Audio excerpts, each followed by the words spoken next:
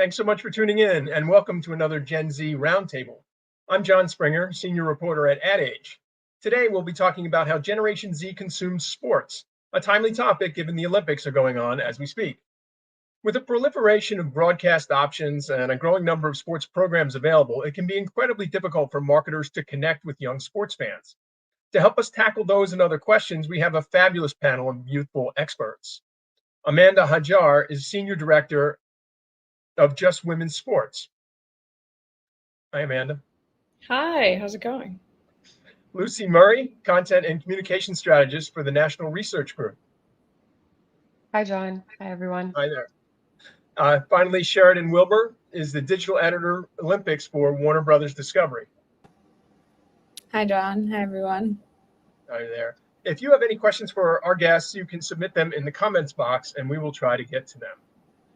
So let's begin by going around the table and talking a little bit about our own sports consumption habits, if we will. Amanda, I wonder if you can talk a little bit about sort of the teams or sports that you follow and how you tend to follow them.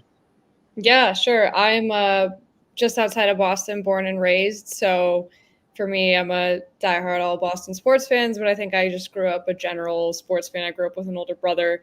So we kind of shared our love for the NFL and the NBA early on growing up, watching live games back then. Obviously not a lot of social media going on. So we were just glued to our TVs, live games, watching them, talking about them before the Twitter age, before the Instagram age. And that's just kind of how we, at the time, were entered into the world of sports and became fans of players and teams from then on. And it just kind of stuck. Sheridan, how about you? So Amanda, I have kind of a similar story. I was also born outside of Boston and have a younger brother, grew up playing a bunch of sports together. Sports was just always what we talked about around the dinner table. And I went on to continue playing in college. And yeah, it's just been sort of a social glue and social fabric of my family and friends. So it's a little interesting now because I live abroad. So not only do I follow US sports, but I've been following a lot more with football and other European sports that I did not pay attention to a year ago. But yeah, sports has been something that I've played, but also follow pretty closely my whole life. Lucy? A bit different than the other two, but good to have some diversity. I'm more of a casual sports viewer. I tend to get most of my sports content through engaging with other types of media. I'm really into fashion and brand partnerships, so I get to see a lot of content around sports through those channels. That said, I did grow up in North Carolina, so college sports was all the rage. I'm no stranger to the UNC Duke rivalry. My brother brought me up on ESPN, and I enjoyed watching those 30 for 30 docuseries, behind the scenes content, and tend to connect with sports on that level, getting more of the behind the scenes stories and more ancillary sports content. Yeah. So let's talk now for a moment about the Olympics. Any stories you see coming out of the game so far that have sort of captured your attention or captured the attention, maybe the younger fan in some ways? And wonder if we can talk about that. Yeah, I can jump in here to start. I know we were talking about this in kind of the pre-show prep, but Alana Mar, women's rugby, I think that is such a great story. The last second scoring and beating Australia to win bronze, like that was huge for the sport, for the rugby sevens in general, for women's athletes at the Olympics. It was great. And I think part of the reason why that was so monumental was off the field. Also, there's this story of athletes creating their own stories on TikTok and on Instagram, walking us through the day-to-day life at the Olympic Village, showing their personality, showing how they interact with other Olympians. I saw a few TikToks of Team USA sitting next to Team Canada on a bus, going to the venue, and they're kind of like jokingly talking smack to each other. Like, to me, that is really what has made this Olympics so special. It's these athletes are not just athletes, they're also people off the playing field, and they're creating these stories and bringing it to the viewers, which makes you then tune into a rugby game that you maybe didn't know was happening before, or tune into a sport that you may not necessarily associate as a fan with, but now because of the Olympics, because you know these athletes who they are, you want to tune in. So I think rugby off the top really like resonates with me as a fan. Yeah, I can jump in. Oh, go ahead, Sheridan. Yeah, I guess another story that caught my attention the past day is a American track athlete, Cherry Hawkins, who has been a lifelong fan of LeBron James. And when she was 11 years old, went to this basketball tournament with her dad in Las Vegas and ended up taking a picture with LeBron James. And he was just a high school recruit at the time. And all these 22 years later, she's standing on the boat with him in Paris as a teammate. So that was really heartwarming, and it was a dream come true in her words, but pretty cool just to see like all these years later, you're now at the same level in a way with one of your big heroes. So that was kind of a fun story that caught my eye. And then I don't know if everyone else saw, there was an Egyptian fencer who, after she finished competing, came out saying that she was 7 months pregnant, which I just thought was the most badass thing of all time to play at that level and not let anything hold her back. Yeah, from a more cultural point of view, I guess I can definitely say that the opening ceremony was a huge, huge story across my social circles, and got a ton of buzz on social media. I mean, obviously, it was very controversial and caused a lot of sponsors to drop out, and the Olympics had to issue a formal statement. But I will say, despite all the controversy, it certainly was, ripe for social conversation, and got a lot of my friends excited to continue watching. And definitely surprised to see a drag show as the opening ceremony for such a historic event. It definitely brought a new lens and a new flavor to a very traditional show. But I think that kind of social commentary, that social controversy, definitely helps proliferate these types of events across social media, whether for good or for bad. I guess they say all press is good press. So Yeah, so we've seen, a couple of you have mentioned social media's role in sort of amplifying or sort of bringing light to some situations like rugby and the opening ceremonies, and that's obviously seems to be a way to sort of get into Generation Z, so to speak. Yeah, definitely. I think, especially with Olympics having different time differences, this one is not too bad compared to when it was in Tokyo for us East Coasters. But I think, especially now, people are at work doing other things during the day, and they can't sit and watch maybe everything that they want to watch, whether it be by the viral stories or as fans themselves. So I think social media plays a huge part in bringing that game to life. What are the hits? What do you need to take away from this? It's not just who won, who lost, but what are the stories behind the game that's going on that you would need to take away, either as a fan, or there's also the general sports consumer who is interested in a wide range of sports and stories, regardless of if they are, say, like a dedicated fan to that sport. yeah, and it even models some of the ways that people, especially younger consumers, are engaging with media across the landscape today. So, even television series, Gen Z is engaging with in few-minute clips on TikTok, or watching behind the scenes viral moments, which then cause them to become more interested in streaming the full thing online. So I think a lot of these trends that we're seeing in terms of sports fandom are modeled well across the media landscape. Yeah, and I'd also just add with social media, Gen Z is following some of those viral clips of just what's happening during the game, but also they're really invested in the personal stories behind the sporting events, whether it's what's happening in the Olympic Village or special moments with family and friends before or after the competition. Social media allows more insight into the personality and experience of what the athletes are going through. Personality is important for young fans to sort of get into sports in general. Is that the way you kind of see it? I think it helps now, because for so many years, we as consumers and fans of sports and athletes relied on just what we're seeing on TV and just what the broadcast can or would show. And that's great. And I think that created a very statistically informed fan. But I think to get that second angle and to get players' personalities, it allowed for growth of leagues, growth of sports, growth of nations by way of leagues and sports. And then through that, you kind of created this whole new aspect of fandom where, oh, I can watch that game because I thought he or she was really funny on TikTok. Maybe they're not the traditional sports fan. And then now you have kind of this Venn diagram of fans who can meet in the middle on personality and sport and kind of the intersection between the two. Fantastic. But back to the Olympics here. Any Olympic sponsors have captured your attention this year? I would say Nike for me. I love their ad. I think Sheridan, I might have stole your thunder with that because I think you mentioned it before. So that's her answer, but also fine. Sorry. But yeah, I love their ad. I'll let Sheridan take that one because that was originally hers. I'm sorry.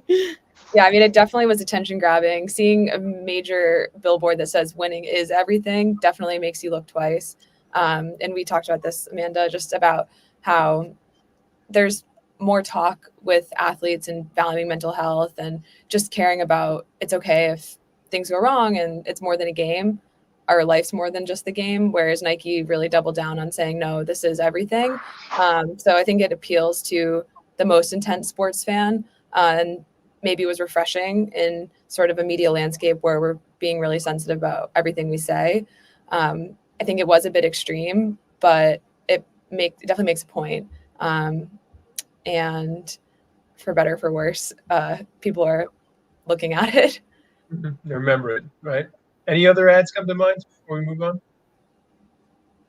I'll just say I've been struck by the amount of, whether they're official sponsors or not, been struck by the amount of brands, lifestyle brands, music brands, fashion brands that have found a way in to the Olympic conversation, utilizing influencer partnerships, utilizing, just leveraging their brand and finding some sort of storytelling moment that connects to what's happening in the sports landscape. I've just been struck by, just scrolling on my feeds, how everyone that I follow seems to have some sort of connection to the Olympics right now, which, obviously is a very smart move on a number of fronts, but of course, some land and some don't. But just overwhelmed by how many brands are really taking part in this cultural moment.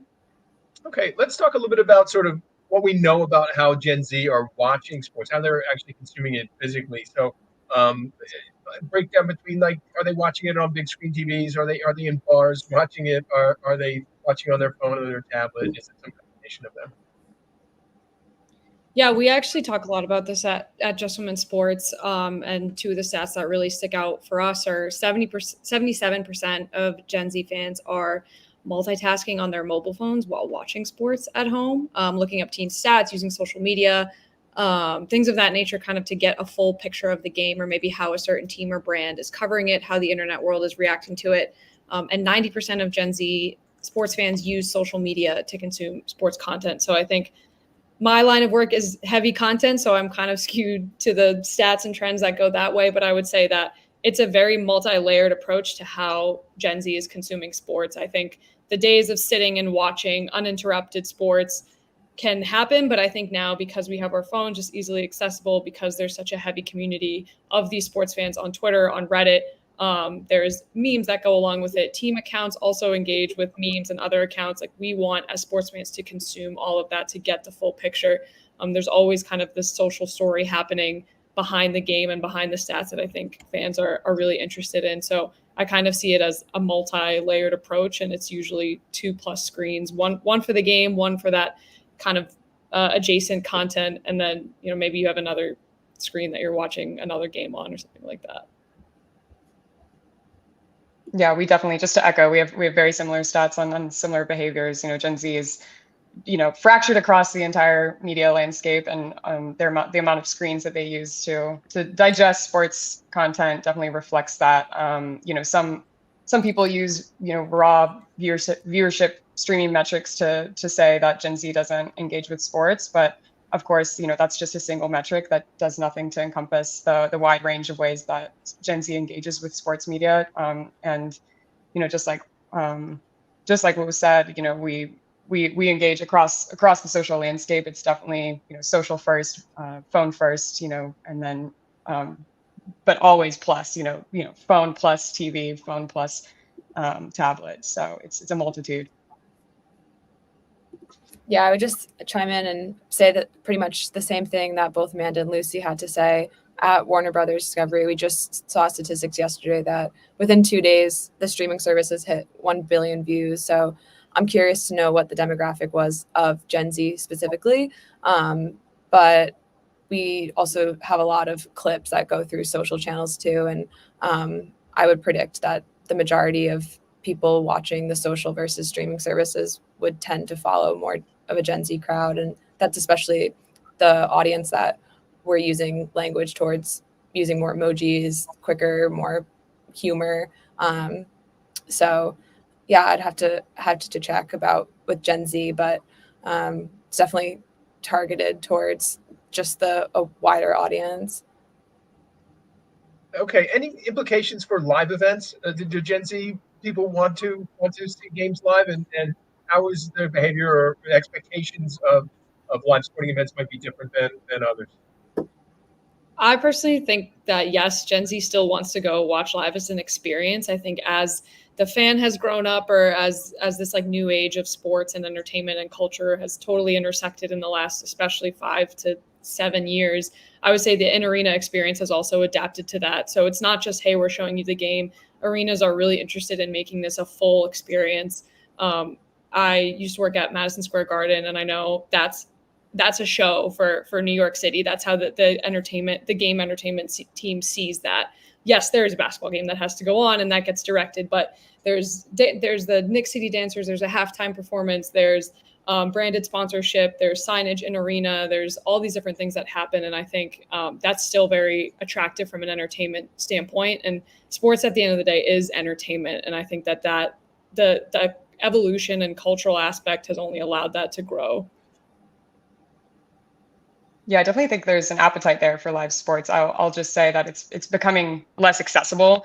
The price points, just relative access of going to attend a live sports show, paying however much money it costs to get a ticket, the amount of transportation costs, all of the tack-ons that go into attending something live as opposed to just watching something on your screen. There has to be that cultural component that a lot of entertainment or like a larger package around it to make it seem really worth the value and worth the extra effort that it takes to attend something live. But that's definitely not to say that there isn't an appetite for it or a craving. I think a lot of fans might crave it more than they know. It's just making sure that the value is there and that the extra effort that it takes is warranted for the kind of show that they'll get.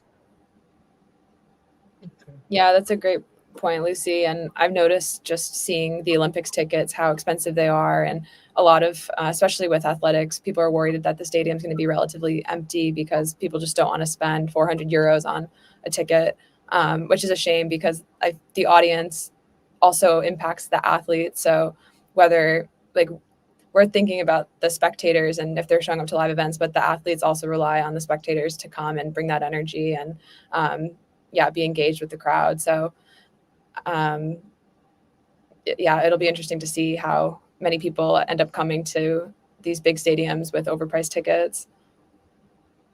Yeah, it's an interesting question. So let's move on to a question from one of our audience members. Mark from YouTube says, what trends do you see with Gen Z having a two-way fan immersion experience with sports and music content?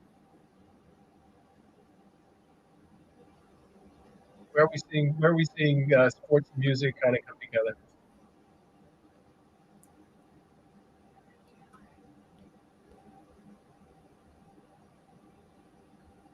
That's an interesting question. I mean, I can definitely speak to just sports content overlapping with other content in general. I think that fusion point between sports and other media is the nexus where it invites a lot of new fans to engage. Music is in audio streaming in general is particularly compelling. Obviously sports and podcasts have blown up a ton in the past few years. Travis Kelce, Jason Kelce, obviously with the help of Taylor Swift, have seen a big pull in terms of bringing more fans and more different types of fans to sports content. And I think music is just another compelling avenue. I mean, obviously Celine Dion at the Olympic opening ceremony was very compelling for people who may not even be very into the Olympics. Just seeing Celine Dion have that moment, and it brought a really emotional pull. So I think that type of audio engagement or the nexus point between streaming and other forms of entertainment can pull on those emotional heartstrings that invite other types of fans to engage. Yeah, I think too, on this is specific to women's sports, but there's X amount of examples that go with it. But Travis Scott showing up to Iowa women's basketball during the March Madness run, like that was huge and I think unexpected for a lot of people. And I think that just created again another fusion of, you see this big rapper at a game that and you follow his music and you're now associating it with Iowa women's basketball and March Madness, and it's kind of two things that you never really expected to put together. But a lot of, I would say, artists are showing up at sporting events and supporting teams that maybe aren't just the mainstream teams that everyone was talking about. And I think for us specifically at Just Women's Sports, we're seeing an uptick in women's sports in these artists and just cultural celebrities all over the place showing up for women's sports. And that's grown the game, especially from, obviously where we stand covering women's sports. Yeah, sorry, I would just move on unless you had another remark to make. Sorry.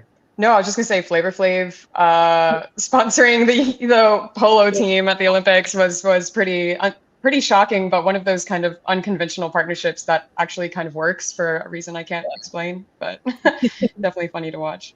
Yeah, I just wanted to be sure we got in a question about women's sports. I know Gen Z is probably said to be more involved in women's sports maybe than the previous generations, and that's a little bit different than a lot of the questions we get. What is behind that? And I'm sure all three of you would have some perspectives on sort of what's driving it. Yeah, I can jump in here. I think the first and foremost that sticks out to me is coverage. Like you don't know something that you can't really see or consume. So I think off the bat, at a younger age, you're able to consume more women's sports coverage. It's not a niche thing anymore. The same thing has kind of happened in the retail world. There is a lot of equipment now for women's sports that I think a lot of us probably on this call have kind of memories of going to the boys section and getting basketball sneakers for the year and not having our own kind of sizing and section, just like the boys did. So I think for me, ultimately, I know there's a wide range of experiences on this call, but to me, coverage and accessibility has been just putting it in faces earlier on in their lives and in girls' lives, and that's allowed for kind of this uptick. Yeah, I would also just add behind that is money, and there's been more resources and investment in women's sports. So there's, whether it starts at a youth level or a high school or university level, there has to be more money behind women's sports, else we're never going to get to the same level as our male counterparts. And we've seen that within bringing more women's sports to the Olympics at the biggest level, but also on more of a grassroots level. And I think whether it's watching these documentaries, there's been so many sports documentaries, and I think that's allowed people to build more of an emotional connection to women's sports and just see what's going on behind the athletes and not just valuing women's sports for the performance. There's obviously value in both, but I think that's helped grow women's sports too. Yeah, just to echo everything. I mean, the supply is just finally meeting the demand in a lot of ways. The amount of investment, the amount of content available.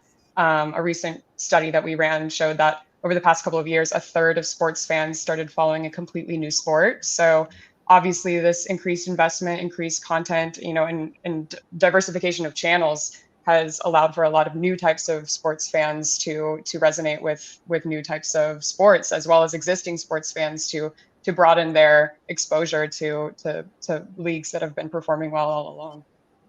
So you guys mentioned the ideas of documentaries and some of these other sort of different kinds of content around sports, which seem to be popular now. How do you feel about the content that dives deep into the stories behind the athletes? A viewer who wrote in this question suggested the Story of My Number series, which I'm not familiar with, but stories like that.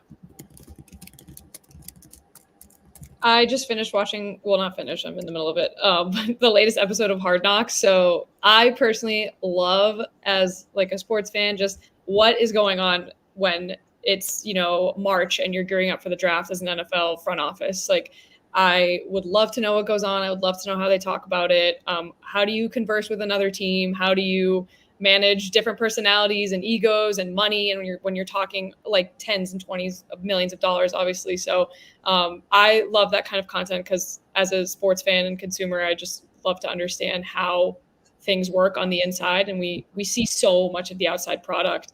Even sometimes on social media, teams are putting the outside product on their socials because they have a brand to uphold and a message to maintain. So I personally love kind of getting that inside look, whether it be a team or athlete.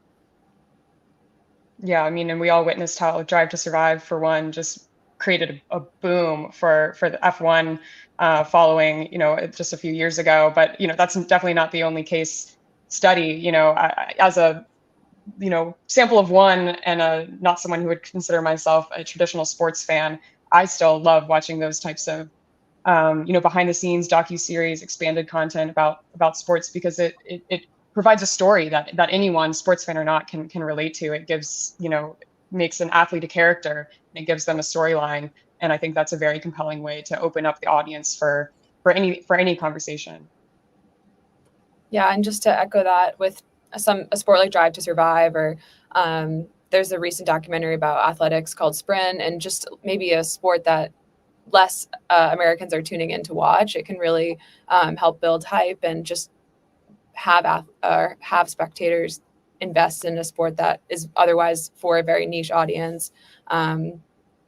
There's like the Unchained Tour de France documentary. I think that really created a lot of new cyclist fans that otherwise weren't watching cycling or the Tour de France before. But when you're following these athlete storylines, and I want to see them do well, because you start to have this emotional connection to them, it can really change the demographic of who's watching the sports.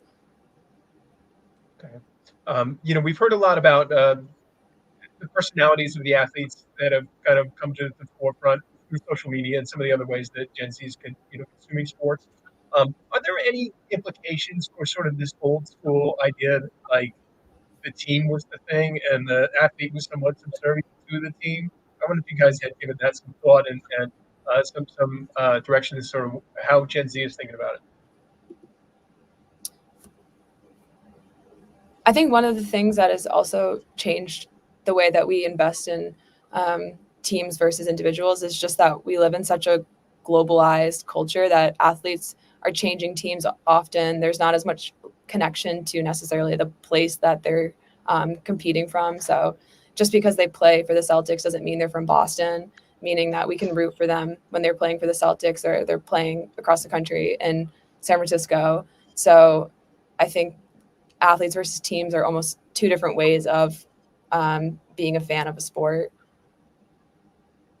I mean, yeah, as you hinted at, I think the team, rooting for the team is definitely a more traditional sports fandom behavior, whereas rooting for an athlete is a bit more Gen Z to say, or it reflects the fractured media environment that we're in, where you hear about a team through an athlete through their individual social channel. Even a team social channel is hyping up individual athletes. We're hearing individual stories, we're craving the individual stories. So I don't think it's necessarily one or the other, but I definitely think that it reflects the way that people are engaging with sports today. It's conducive to a more individual fandom. Yeah, I definitely agree with what Jared and Lucy said, and I'll also add too, because of the age of social media, if your parents raised you as a Celtics fan and your favorite player on the Celtics leaves, you're now getting his perspective probably on social, and maybe it paints the front office did him dirty, or maybe the front office isn't going to reply to that. So I think there's just all these stories now that come out, and then maybe you branch off and you now root for said player who left your favorite team, but you are riding with this player through and through because you want to believe his side of the story or whatever it may be. So I think the voices that athletes have through social media has given a whole other layer. And to the points earlier, I don't think it's one or the other, but I just think it adds another layer of consideration for the fan, for the modern fan. Okay, so we got about a minute left, so I guess we'll have to give short answers to this question, and I think I know maybe what it'll be, but it's been said, and I cover blood beverages also, and it says Gen Z doesn't drink alcohol beverages. Well, it's not necessarily true. It's also been said, I think, that Gen Z doesn't like sport. Just is that true or not? I think I missed the question. I'm sorry. Yeah. Sorry. I was asking whether whether Gen Z. It's been said that Gen Z doesn't like sports, and I'm just wondering if we can kind of reflect on that briefly. I maybe I'm an optimist, or maybe I've been around too many sports fans my whole life, but I would say not in my experience or what I've seen in the general landscape. I think maybe they're not watching sports in the traditional way, but plenty of peers, friends, and Gen Zs, I think, are tuning into sports, watching clips, looking at TikToks, following it on social media on Instagram. They might not be necessarily tuning into the streaming services as much, but if anything, I think there's even more of an appetite because people that don't play sports that are Gen Z are still following sports because they have that personal investment to an individual athlete or a specific team. Yeah, I Yeah, would agree. Oh, sorry. Go ahead, Lucy. I'll just say absolutely not. Yeah, Gen Z is definitely one of the most engaged generations of sports fans, and one of the most diverse generations of sports fans. And I think that diverse point hints at the real meat of the answer, which is that it's just not through traditional channels, but it's through a diversity of methods, and yeah, the ways that we measure sports fandom needs to change along with the audience. Yeah, I totally agree with that. And I think Gen Z were master multitaskers. So I think we can maybe not watch a full game and still be one of the most informed fans at the table or in the group chat just by nature of how we consume quick content, like whether it's 6 to 10 seconds or it's, we see a TikTok or an article or whatever. I think, I think Gen Z is just consuming it differently. Consuming it differently. Well, with that, that's about all the time we've got today. I want to offer a big thank you to Amanda, Lucy, and Sheridan for sharing all these great insights. And thank you for tuning in. For more on the intersection of sports and marketing, stay tuned to our ongoing coverage in Ad Age. Thanks very much.